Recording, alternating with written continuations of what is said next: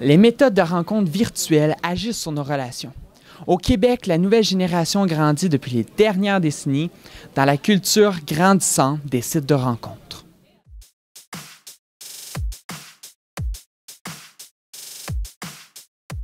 D'ailleurs, selon une étude de Léger Marketing, une étude commandée par le Journal de Montréal, 30% des 18 à 34 ans utiliseraient les méthodes de rencontre virtuelles comme façon de rencontrer. Les rencontres virtuelles, ce que ça a comme impact au niveau des relations amoureuses, c'est que souvent, on va se fier sur un emballage plus que sur l'intérieur de la personne.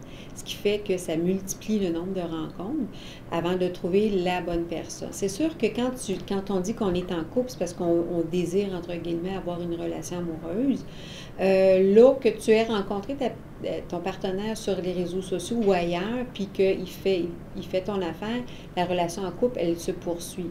Là où ce que ça peut être un petit peu plus problématique, c'est que c'est plus facile de dire « Ah, ben là, tu fais telle affaire, ça m'énerve, j'arrête », puis on va être capable d'aller chercher quelqu'un d'autre sur les réseaux sociaux. Juste se faire rejeter au niveau de... tu t'inscris, puis là, tu te fais rejeter au niveau des réseaux sociaux, bien, ça va avoir un impact ou des commentaires vraiment négatifs ou vraiment inadéquats, bien, ça va te toucher au niveau de ton estime de toi. Sûrement, c'est quelque chose que tu n'aurais pas en vraie personne. La personne se sentirait plus intimidée de dire que, bien, voyons, quelle sorte de...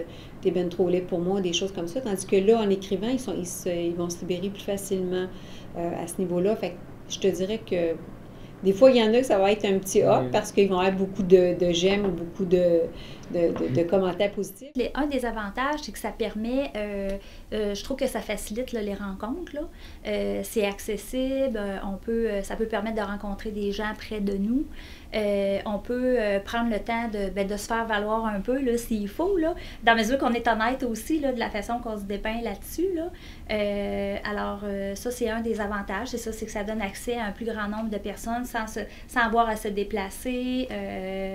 Alors, puis ça peut se faire à tout temps du jour aussi. Là. Il y a des gens qui sont très isolés dans la vie, ils ne sortent pas pour toutes sortes de raisons. Tu sais, faute de moyens, parce qu'ils sont tout seuls, ils ne veulent pas sortir tout seuls et tout ça. Fait que je trouve que ça, c'est un bon moyen là, pour rencontrer des gens. Quel type de relation tu peux vécu le plus fréquemment sur les sites de rencontres?